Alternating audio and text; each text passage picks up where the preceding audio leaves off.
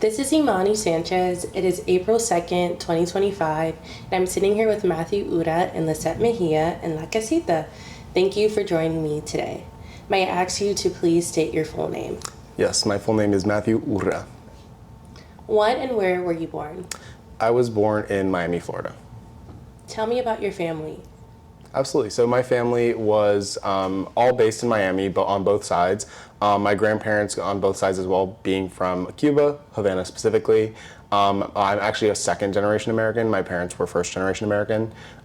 So I was born here in the United States, in Miami specifically, and I've been kind of surrounded by Cuban culture my whole life. What cultural traditions were important to you growing up? Really just being there around family, especially around the holidays and even time off, especially my family was very religious, so Sundays were a very sacred day. We would either be at church or kind of like having a social club with my parents, their friends, their family, and even my grandparents' friends and family. Social clubs are kind of something that's really big in Cuban culture. I know there's a couple bands called like Buena Vista Social Club, things like that, but the actual premise is just being there with those that you love pretty often throughout the week, just to let each other know that you're there for one another and also to have fun at the same time. So that was something that I grew up around quite heavily. What cultural practices did you participate in? Just more in detail. Yeah, absolutely. So to get a little bit more specifically into like what a social club is, like I said, it's when friends and family pull together to play, dominoes, loteria, bingo, just different kind of games that are, really prevalent in either Cuban or Hispanic culture. They would watch baseball, they would watch soccer, football, you name it. It's just finding ways and activities to really engage with one another and just kind of hang out together to build that community bond. Other small things, like I said, is being with family, especially around Noche Buena, Thanksgiving, just the general holidays is very important in Cuban culture especially, and where a lot of that actually builds out from is cooking and food. So be it cooking with family, taking down recipes from our abuelos or our grandparents, that was something that really did get passed down through my family, and we hosted a lot of barbecues. We would do la cajachina, which is like a way to cook pig, especially around the holidays, and just different traditions centered around cooking especially. Okay, so moving on into your college, why did you decide to go to college? How did you choose UF? Absolutely. So I will say it didn't come miraculously to me. My parents were a very big advocate in me attending college.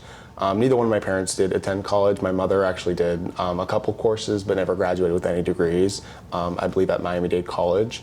But ever since I pretty much started high school, even in middle school, they were really advocating for me and my sister to both attend university. It didn't matter where, just so long as we did seek a higher education degree and push for whatever career we really desired. So, did I answer the question? Okay, just making sure. Yes, you did. When you were going to UF, how did you find community? Yeah, so I got really lucky. I actually came in through the Adelante Early Arrival or Transition program. It was kind of something that popped up in an email, didn't think too much of it, but not having really been outside of Miami, which were a very predominantly Hispanic city, I didn't really know what it meant to be at a PWI or an area that was where being Hispanic was the minority. So Adelante to me was kind of my entrance. I didn't really know what it meant at the time. And very quickly after arriving on campus, I actually saw the very stark contrast of what it meant to be at a PWI and to not be, in the majority in terms of, population representation. And it really afforded me a lot of opportunities that helped set me up, I think, throughout my college career. I got to, bond with a lot of people that were from the same background, either usually low income, first generation, or of Hispanic background. Adelante is really full of students of those similar backgrounds that pretty much showed me all the resources, the different pipelines, pathways, and things I could have utilized to help boost my career. So that was my main start. Mm-hmm.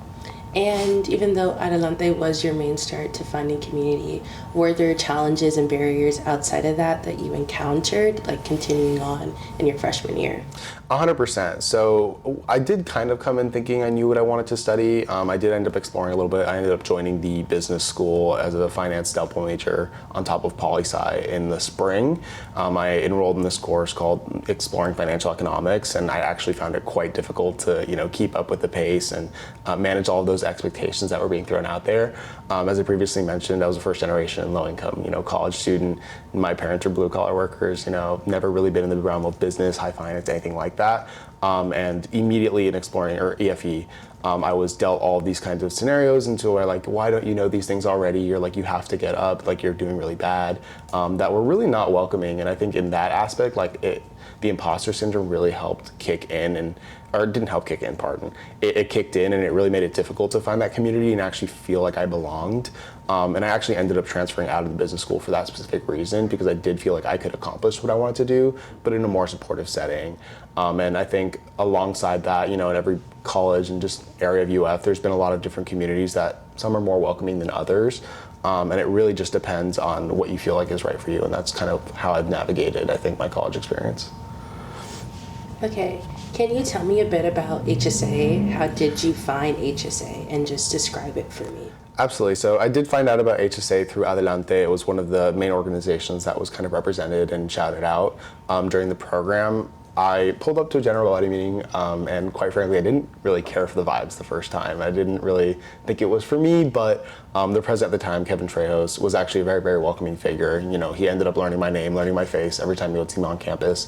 He would be a very, very welcoming light, or just, have that small talk, really keep me engaged. And he ended up recommending that I would, apply to MLP, get involved with HSA. And I had a couple people that I knew as well through Adelante that also recommended MLP. So, I applied in the fall. I didn't get it. And, I kept moving forward. I got involved with Podemos. I got involved with the First Generation Leadership Program as well. Then I actually ended up reapplying to MLP in the spring semester, which I did get into it. So MLP was really my first actual involvement within HSA. Also didn't have personally the most amazing time or like the craziest experience, but I kind of still got that like push to get involved with HSA through Kevin, through other like directors in MLP. And so I ended up joining HSA through Cabinet as the internal projects director for the Office of Political Affairs at the time. So that was my first actual role within HSA. Then, a year after that, I became the treasurer, and the year after that, president. So it's been kind of a crazy little bit of a journey, but passion is there, the love is there. Even though it had a little bit of a rough beginning, I think, the passion, dedication, and just the familia that's been built around in HSA, I think has really kept me going. Mm-hmm. Can you just explain a little bit more about your current role in HSA as HSA president? Absolutely. I like to look at the role of HSA president, quite frankly, as like the primary advocate or diplomat for the Hispanic Latino community here on campus. It's not just an organization, it is truly a community-based role. Oftentimes people think that I'm just working on, submitting SARs or financial requests, or doing a lot of administrative paperwork, which, it does happen from time to time, but really the grand bulk of my role is sitting in a lot of different councils, committees, meetings here on campus with both administrators, faculty, students, and staff, to advocate for our community, learn about what's going on, be able to implement these changes that we need to make, either to pivot, to save resources, or to kind of cover different events or inform students. And that really is the grand bulk. I mean, it's a really fun role in the aspect of getting to build a lot of relationships with a lot of diverse groups and groups of people. I think that's been one of my most entertaining or enjoyable parts of the job. But truth be told, it is kind of like a jack of all trades. You have a lot of different hats as the president, and being the diplomat and advocate is the biggest one, but you will be, event planning, you'll be budget setting and allocating. You'll also be just setting up the overall structure for the organization and dealing with applications and nominations and even the election process. So it's a really big role, but I want to say the biggest thing is that advocate and kind of diplomat for the community. So as this kind of advocate for the community, how does HSA foster a sense of belonging for you and your community members? Absolutely. I think that's something that we've continuously had to ask ourselves and re-envision year after year. I think currently the biggest thing is really moving to inform students about what's going on and build up that support between, different student bonds, organizations, and just entities here on campus. This year, one thing we've tried to do a lot more of is just those political advocacy or civic engagement events where we're informing students about the issues happening, how they can get involved, how they can volunteer or help out. And I think in that alone, either through a shared struggle or just shared sentiments, we've been able to build up a little bit of community as well. But I think in just having those socials and having all of those other events that highlight our culture, highlight our music, our food, our dance, our tongue even, is really important in building community. And we've seen it through HLSA, we've seen it through a lot of our other socials and programming, and it's something that truly does bring us all together. And I know you were just talking about community and kind of going into the main bulk of this interview. What was your first experience with anti-DEI legislation/actions on campus? I want to say that the first real bulk of the anti-DEI legislation was when it was formally going into actually being voted on and approved. I already had professors in the poli-sci department very vocally expressing that there were people quite literally coming into classrooms to report them if they were saying the wrong things. And these weren't even people that were registered in their courses or students even. It was actual members of the public kind of sent in as like quote unquote spies or like just there to kind of keep an eye on them. And I think that's when it really started to go a little bit downhill in terms of like anti-DEI legislation, where I started to see the actual impact on, faculty, on students, just the overall campus environment. After it was implemented, very clearly, the Office of DEI here at UF, as well as the Center for Inclusion and Multicultural Engagement, were quickly disbanded, losing a lot of programming and resources alongside that. So, there's no longer a Hispanic Student Institution committee or kind of group focusing on, UF reaching that status. There's no longer, an office specifically dedicated to Hispanic Latino affairs, African American affairs, queer, anything like that. And I think those have been really, really big changes as, the university did end up having created a couple of years back, quality of life task force that was heavily focused on improving, the overall experience for students of all backgrounds here at UF. So I think it really did start off with just those apprehensions, those uncertainties seen through staff, and then the actual implementation of, the revocation or the disbanding of university departments and resources. So what did these impacts mean to you and HSA? Yeah, so personally to me, I just thought it was quite crazy. I think often when we, think of ourselves being in, the United States, we think of it as the land of the free or, the land where censorship is not really something that's allowed. And I do feel like anti-DEI legislation is quite the exact opposite. It is a form of censorship. If a professor cannot go up and speak, or if students can't go up and freely, collaborate or do something with the university just because of specific buzzwords or things like that, I mean, how could it be viewed as anything other than censorship? And going more specifically into HSA, I think it's also shown in that exact amount. HSA is no longer in an official capacity allowed to work with the university on anything that's pretty much cultural. And how that can or can't be viewed as something that is discriminatory, I think is a really big question that's being debated currently. I think we're all aware that there's current lawsuits and legislative appeals that are being made to kind of overturn these decisions because of those effects that have taken place. But end of day, it's really had a major impact on the way that our organization structures itself, the kind of mission that we do. I think in prior years, we got a little spoiled in the fact that we were just able to kind of plan those cultural events, elevate them, have a lot of fun. The advocacy wasn't really necessarily needed as much as it is now. And so when the time came, we had to completely pivot and learn again, because that's something that really there was no advocacy strategy. There was no steps or outlines passed down to us. It was something that we had to, build the bike as we rode it. So in HSA's kind of sense, we've completely restructured, I think, our advocacy and engagement efforts. And we've also been directly impacted now by the legislation, having lost, the signature event status for the Hispanic Latino Student Assembly, and also, feeder programs and initiatives through the CIME like Adelante, Podemos, et cetera. So, we've done a lot to take on what we can and, bring in those resources and programming where possible, but we're also facing, diminishing resources semester after semester to do more and more that has never been asked of us. So it's been quite a big impact. Can you get more into the specifics of the changes HSA has faced with anti-DEI legislation? Yeah, absolutely. So the biggest ones that I think I've already mentioned primarily are concerning Adelante and the Hispanic Latino Student Assembly, or HLSA. HLSA, it was typically HSA's largest event of the year. It used to be hosted at one point by the Center for Inclusion and Multicultural Engagement, or Multicultural Diversity Affairs Office, or HLA, gone through a lot of name changes. But then it was passed down to HSA, and before it was hosted as a signature event, it was something hosted in-house. But the reason why being a signature event really helped elevate the event was because it provided resources and faculty advising that was, previously not something that was offered for the event to, elevate its status. So in that regard, HLSA is something that directly impacts overall HSA engagement and even Hispanic Latino community engagement at UF. Attendance typically for the past couple of years has ranged between 600 to 700 plus students. And all of those students that attend HLSA they talk about it, they show photos, they boost those communities, they join those organizations, and they really change the face of involvement here on campus for our community, and that's where we have our biggest really head start for the year. Same thing with Adelante, but on a little bit of a much smaller scale. Adelante was typically around 100 and 120 scholars that would show up and get exposure to resources, programming, organizations as well, which would line up perfectly with just recruitment cycles for all of our organizations. So having seen those two like big major programming events or resources kind of decline or no longer be offered in the same sense, we've seen the direct impact already this year on what our membership looks like. Our general body membership arguably has been the most impacted and limited out of all of our kind of different member groups. Our cabinet remains the same, our e-board has even changed as a result of it, but we have seen that our overall engagement and just interactions with different pockets of the student body have been much more limited because we haven't had, a lot of those resources and programming in effect, so yeah.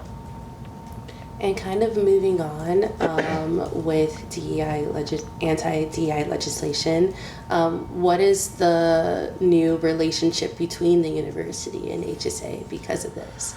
Yes, so I think the university in many ways has been quite supportive of how we handle these changes, but I also do think it has become a much more frigid and cold relationship with student organizations. In the past, like I mentioned, HSA would collaborate quite often with the CIME or different university departments on a variety of events, be it for Hispanic Latin Heritage Month or just general programming that HSA would be comprised of. A lot of that's no longer available, and it's not just to HSA, it's to a lot of different organizations, primarily cultural. But that is one aspect where we've seen that administration is also dealing with so much and so many legal battles and issues that they're also having different priorities than just student organizations and how we're impacted. So in that regard, as much as they have been there to help us and help us pivot in those aspects or wherever applicable, there has been that disconnectedness in the capabilities of what they're able to do based on where they think the law allows them to even intervene. So that's been, I think, a really interesting shift in the dynamic. Obviously, we still have a lot of faculty and staff that support our mission, that help out, that still volunteer with us. But I think in terms of more administrative collaboration or actual partnerships, it has gotten a little bit more difficult given the current climate. What is the communication structure between the university and HSA? How do you learn about what changes are coming and what is the decision-making process? Absolutely. So one of the primary bases of communication for the university and HSA, I'll go with the student front and the administrative front. So on the administrative front, there's something called the Golden Gator Council that is comprised of student leaders from a variety of different backgrounds, from undergraduate to graduate and professional schooling, and a bunch of different organizational backgrounds as well. So be it cultural, professional, service-based, anything like that. It does maintain ex officio members that are appointed based on a role that they currently have, and appointed members through an application. So it is technically open to all students to apply, but the university does select who belongs on that committee year after year, just to kind of build that up.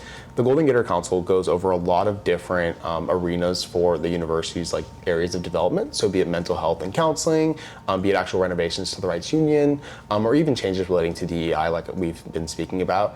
That is a space where the university will communicate a lot of its plans or just its discussions to student leaders to be able to build those dialogues and discussions. Another one that is more student hosted through our student government is the Student Government Diversity and Programming Committee. A lot of the same members of the Golden Gator Council, but much more focused on cultural facets and programming and organizations. So you have members from Accent Speakers, Student Government Productions, STAR, which is Students Taking Action Against Racism, along the Big Nine and CRASH organizations.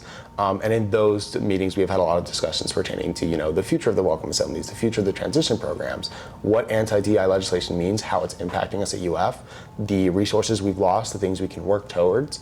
For example, we did, bring in, I believe it was the equivalent of Gainesville's DEI director or officer. I'm a little bit messed up on the name right now, but spoke about different resources available through the city and just ways to get involved.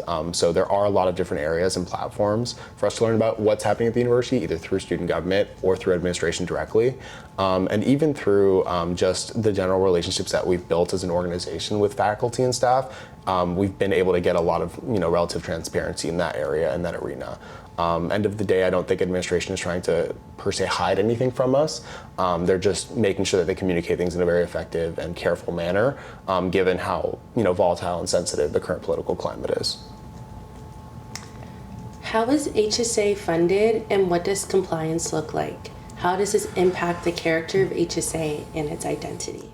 Absolutely. So in regards to compliance, HSA is very lucky to be student government funded. If we were a university-sponsored student organization or a USSO, we would no longer be able to do a lot of the same programming, and honestly, I don't think we even qualify for that under the current legal definitions under SB 266. But we are currently a general registered student organization, GRSO, which means we're funded by student government, which at the moment has no limitations on the kind of programming and resources we can offer and put on. So every semester we request budgets through the typical budget request process that all GRSOs go through.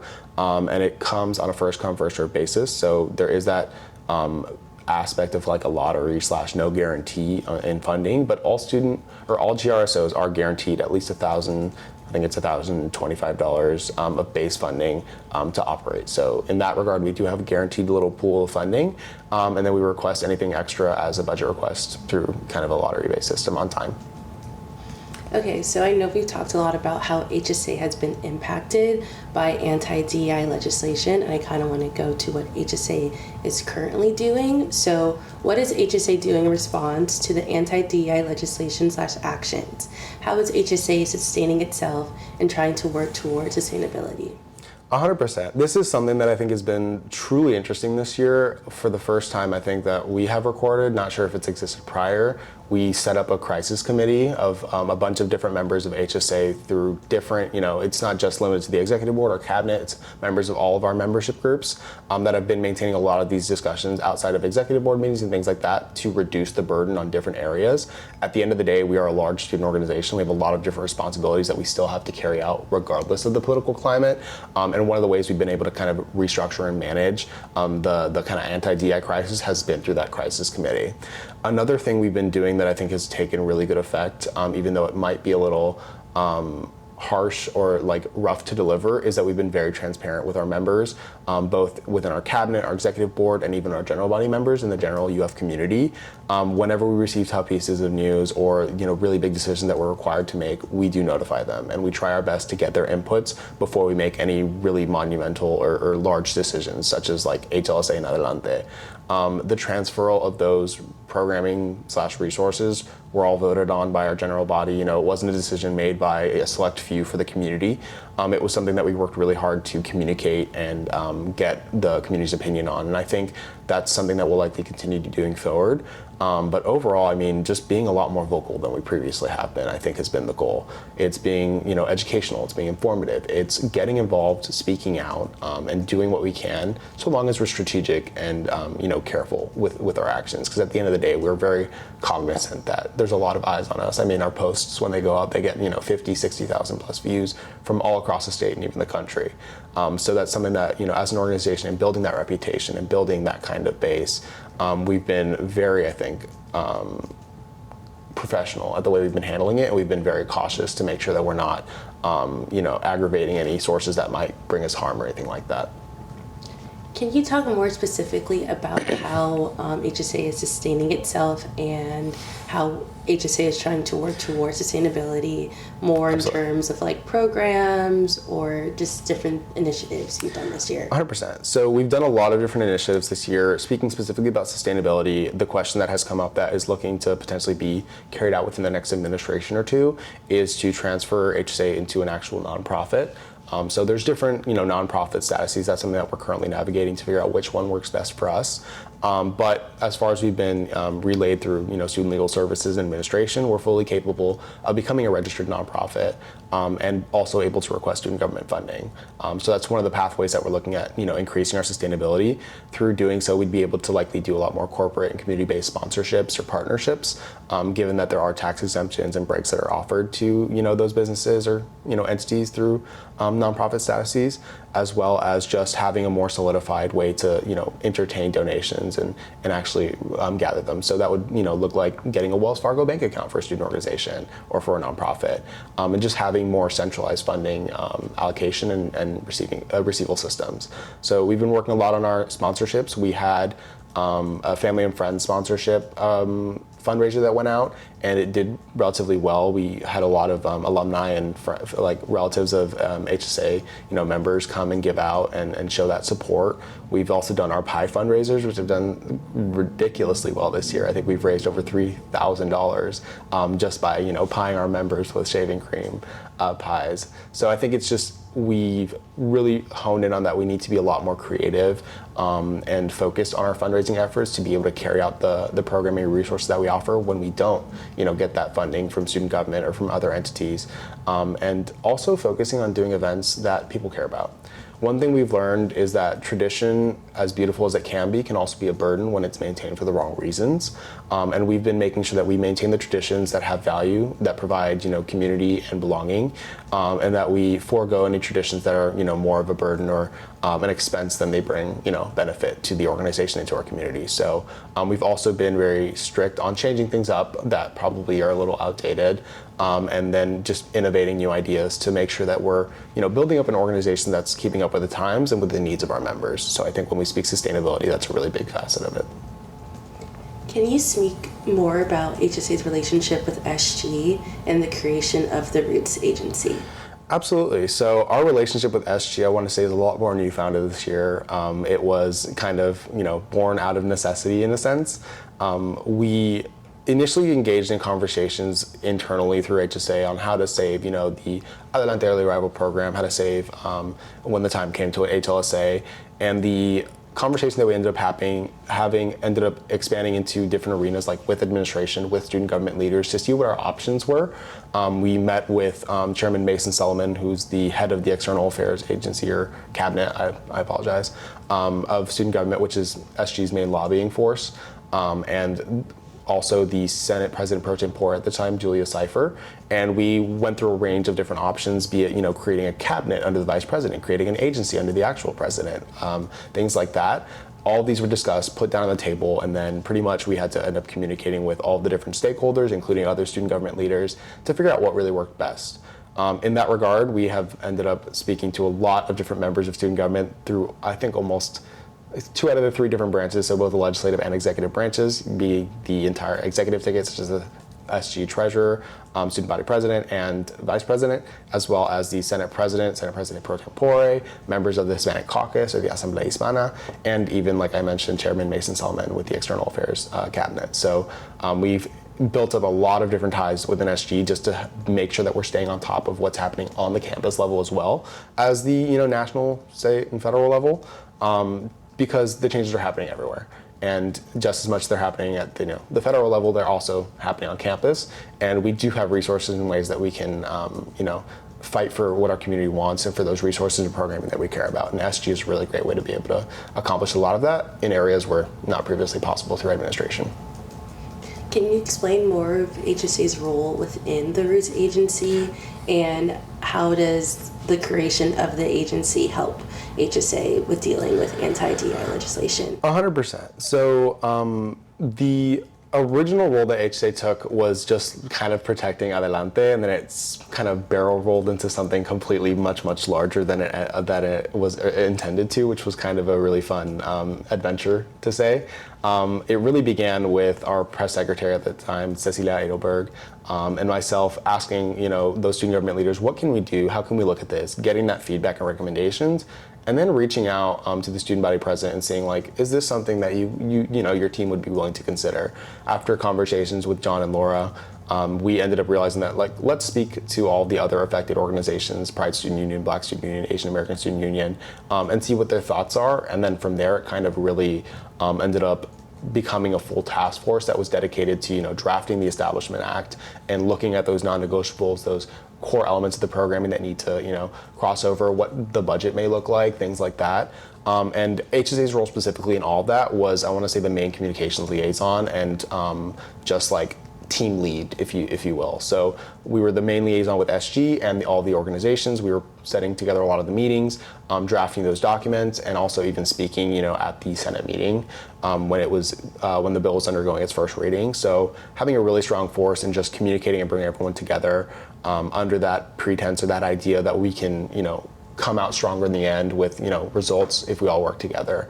At times, it also took a little bit of negotiation and settling between organizations. There were a lot of different, demands or requirements that organizations wanted to have to be a part of the project, and we had to serve as kind of that primary negotiator and just make sure that everything kind of fell in place by the end. So, yeah. So everything you were talking about with what HSA is doing and the relationship with SG, with the Roots Agency, seems like a lot.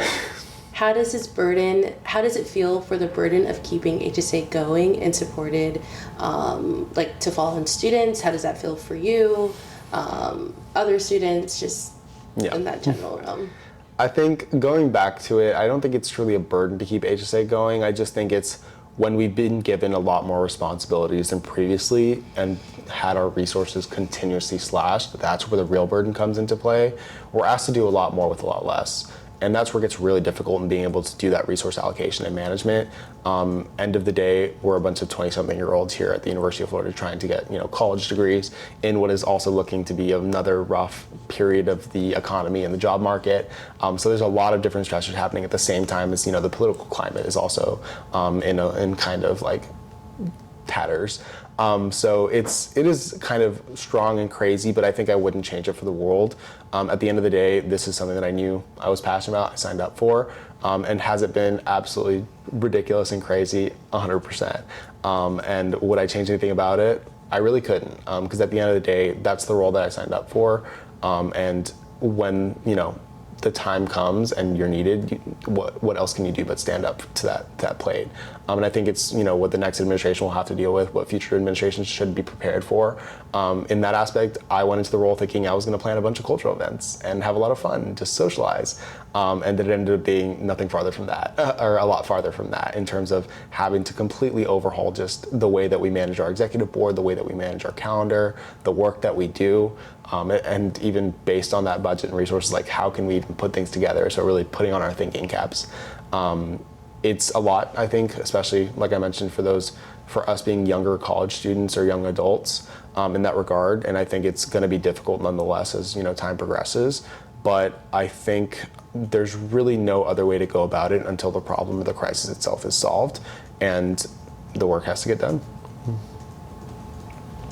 What do you wish people understood about the dynamics you are working under? I really wish people knew how actually crazy it was, or how stressful, busy, relentless, tiring it can be. HSA presidency is an unpaid role. However, the hours per week in the current state are equivalent to a full-time job. On top of schooling, studying, personal relationships, family dynamics, even own budgetary constraints, it has been a truthfully crazy period or just role to undertake, and I don't think people understand that enough, or also even what the role is completely. One thing we've been trying to work really hard on this year is bridging that gap, or that informational gap that people seem to have with HSA as like an organization and our overall greater mission and purpose, which is to represent all of our affiliated organizations, community members on campus, and even in Gainesville and the state of Florida. And I think that's the part where the lack of knowing really contributes to the lack of willingness to either help or know what's going on at the same time, and be a little understanding as well. Because I think often what also has happened this year is that people will see HSA do something, or they'll see HSA not do something, and they'll immediately go to judgment or criticism, and they'll never have reached out to us and asked why. They'll never have given us that little bit of understanding, or shown up to the meetings that we've hosted to inform students about that. So I think that's something that I really wish people would have known, that the circumstances, truthfully, and it's not just for the president, it's for all the executive board and our cabinet members, the burdens have been tremendously high. The sentiments, the feelings have been really low. And we have been able to build a community within that, but it has been a struggle because it does seem like the wins are harder and harder to come by, and the losses are piling up. So, yeah.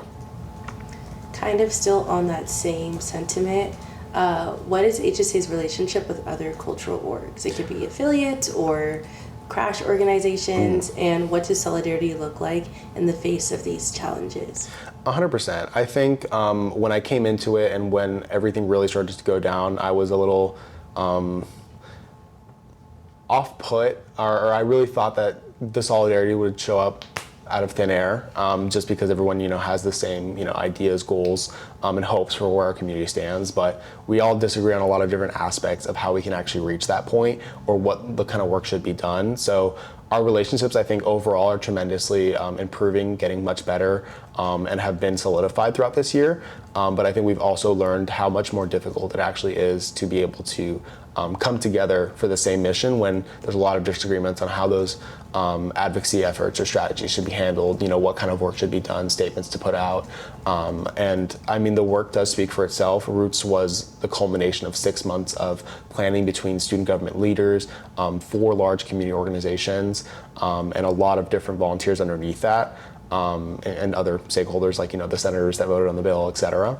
And, being able to do things like that, still have our crash extravaganzas, celebrations together, accomplish something like developing the Roots Agency, which, will take over our welcome assemblies and our early arrival transition programs, which, are really important for our communities.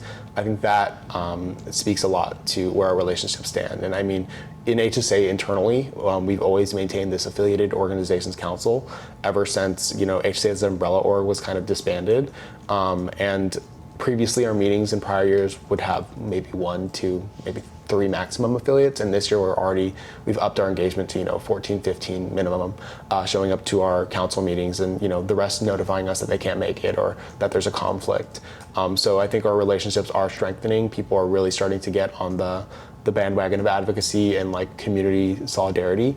And I'm really happy to have been able to see some of that happen this year. And kind of staying on the same thing, just moving to a different group of people, what do you hear from the alumni? What is HSA's relationship with its alumni association, and how have they supported or not supported the organization this year? Yeah, I think our relationship with the Alumni Association to start is actually a very new relationship. It's just a couple years old. It's been built up, for the last 3, I think 4 years now. And what we've done this year is start redefining what our actual relationship is and what each of our distinct roles is in aiding and assisting one another. As you know, the Hispanic Student Association, part of our goal should be to have, engaged alumni that help our community, as students, as undergrads, and vice versa for the Alumni Association. As alumni, their goal is to help us as students through our undergraduate journey to also help us become, successful alumni. So in that regard, we've been able to very much cement, what our goals are, but in the actual way that we support one another has been something that just recently, and I mean like the last week or month, we've really defined and made proposals and changes to how to restructure that relationship. For reference, one of the resources and programming events that we lost through the CIME's disbanding was the Hispanic Latin Graduation Hall of Fame. And right now we just proposed to the Association of Hispanic Alumni with relatively well-received remarks that they help us take over in assisting, purchasing SEDAPA-style stools or certificates of achievement, even the plaques for Hall of Fame. As it is, the event where students become alumni, we think it's really relevant to them. And also they have expressed, that willingness and that wanting to support us as we do face a lot of, resource cuts and things like that. We've also, floated around the idea and are waiting for the vote now on them assisting our general programming with like a funding pool that's available throughout the year. So, let's say it's $500 to $1,000 throughout the academic year, we can tap into that, to assist our programming. And we've also discussed ways to improve our current initiatives and events that we have. So our Prepárate Gaman alumni series, where they come in and do panels either virtually or in person, as well as the Conexiones mentorship program. We've already discussed, starting it earlier in the year, even including Roots into it if possible, and having the alumni come in person for at least once or twice a semester, especially those that are local and nearby. So I think our relationship with the alumni has started to increase a lot. The biggest thing that we did face at the beginning of the year, I think, was that we were relaying a lot of information. We weren't really understanding what the relationship to AHA and HSA was, and that information just kind of fell silently. We didn't really hear any, what AHA can do to help us, like what the ask was. We didn't have an ask for them. And then recently, like, we kind of had those discussions and realized that when we go and deliver this news, we should be coming up, with a specific proposal or an ask so that they can see where they can fit into that, since they do have their own, scholarship initiatives and fundraising platforms. So I think in that regard, we've clarified a lot about the relationship that we have with alumni. And we've also, taken that role of being the primary ones to inform them about what's happening here on campus. The alumni are quite disconnected, not purposefully or, intentionally, just because they're no longer on campus. I know a lot of the big issues that we face this year have been the lack of communication from our administration as well. So our alumni know as much as we tell them. And beyond that, it's whatever they see in the news, and even that coverage is very limited. So we've also taken a very, very active role in informing them on the changes that have directly impacted HSA, the overall community, and the changes happening at UF where applicable.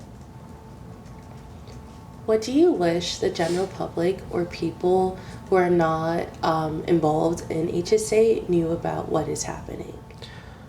I wish they knew really how much it meant to people or how much it means to the overall community. I think more often than not, when people see our events, get engaged in our culture, they want to see more of that happen. They want to see that celebration, the celebration of diversity, of differentness, of unity regardless of backgrounds, because it truly is a very beautiful culmination of events and programming that we can put together, that we have put together at UF. And I wish more people knew how they could support. I think people often look at HSA, and if they're not Hispanic or Latin, they go, well, it's not for me, right? I can't join because, not in my background. Why would I care? But just simple allyship really means a lot, I think. And people typically don't understand that. They really undervalue that notion. Whatever support we can get, somebody that will be at our side if we go and we do a protest, if we go and we say these statements, or we go and, fight or talk to administration about something that we disagree with. I think just having those numbers, that support, really does make the difference, because one thing that we've seen a lot this year that has been a little bit difficult to navigate is this kind of bystander era of our community, where a lot of members, they feel a certain way, they maybe either disagree or they're not happy with the decision, but when the time comes or when something needs to be done, they're silent. They're not involved. And that's, both Hispanic Latin or, non-Hispanic Latin individual groups. And that's something that I think people really need to understand is you can't have, 5 people doing all the work. It's a community-based effort, it's a community-based initiative, and if only 5 people are, going and crying for these things, administration or other entities are going to look at that and say, only 5 people care, so why do anything about it? So I think people just should understand more the importance of allyship and being vocal about issues.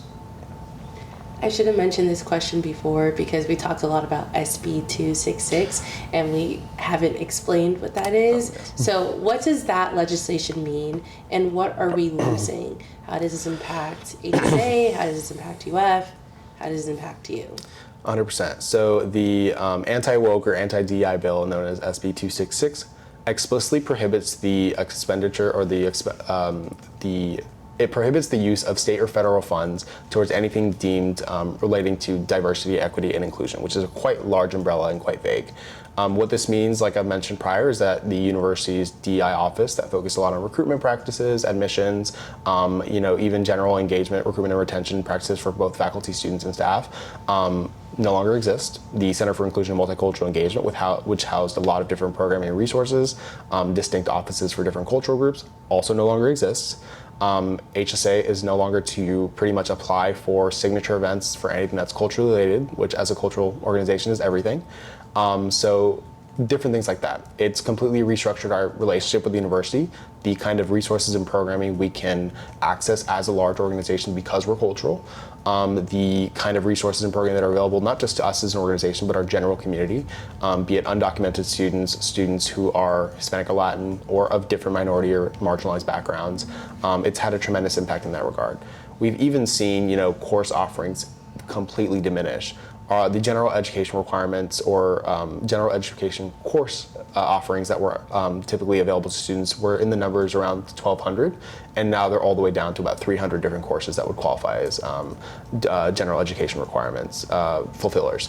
So it's been really big cuts in that regard. When students think of courses being cut, I don't think they think often of faculty being impacted by that directly as well.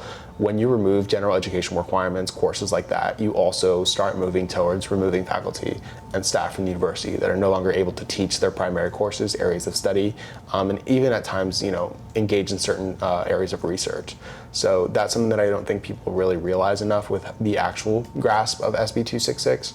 And now looking at the way that overall on campus, with more recent legislation and executive orders passed through the president, we're now seeing universities of all backgrounds, private, public, large, small, and everything in between, be affected by the threats and the actual decisions to withdraw federal funding in research, in support, and in all just those kind of regards. So it's been a really, really big impact, and I think UF has also been impacted directly by that as well.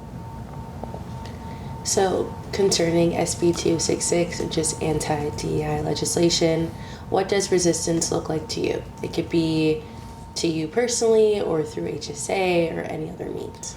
Honestly, it looks like trying to maintain what was there before as much as possible, being loud and proud about it. Being able to come and say, we built up this student government agency, right, with our community together, to be able to carry on these programs, these initiatives that we care about, that's resistance. Doing what they said we couldn't do, but finding a way to do it, right? Having the events, being able to be out and proud about, my background, my Cuban Americanness, my struggles growing up as a low income, first generation student, things like that.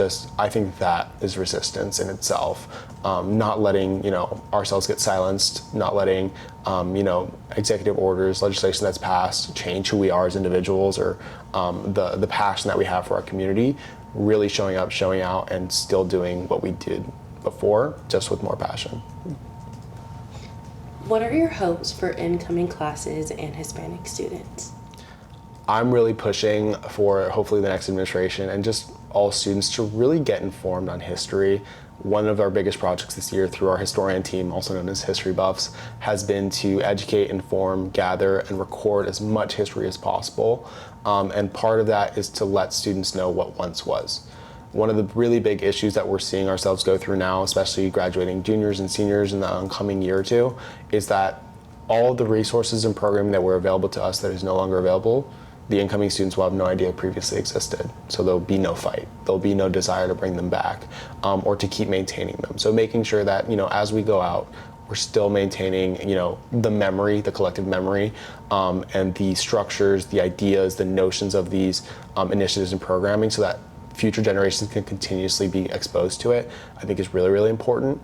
And I just hope that they understand that not everything is as clear as it might seem to. End of the day, the university has to make a lot of tough decisions. Doesn't exactly mean the university is out to get anybody per se. Chances are they have a lot of other people yelling at them, be it legal, be it the Board of Governors, be it the state government even, or the federal government. The university has to make a lot of tough decisions that they might not even want to make. And I think we need to be a little bit understanding of that as well. Now, does that mean don't hold the university accountable? No, I would disagree with that. I think there are a lot of areas where we still need to hold the university accountable, but I think students really need to be involved in their community, as well as their studies, because at the end of the day, if your community goes, your studies go. Yeah. So we have reached the end of our questions. Do you have anything else you want to say before we end? It could be about things that we've talked about, things that we haven't talked about. I don't know. I think I just want to leave it off with kind of like my hope for the future. I think there's still a lot of passionate individuals. I think there's just so many ideas, brainstorming sessions happening, people wanting to improve our community and build it up despite all the challenges that we faced. And I'm very happy and hopeful to see what the future of the Gator Nation kind of takes us in that regard. I think in a lot of ways at UF, because we've been so targeted as our state's flagship university, we've been able to innovate and excel in ways that a lot of other student groups can be inspired from. And that's something that I think is going to be really interesting moving forward, and I have a lot of high hopes in that regard. So keep fighting, keep speaking out. And I think, if there's a will, there's a way, and we've definitely made that evident this year. All right. Thank you so much. Thank you.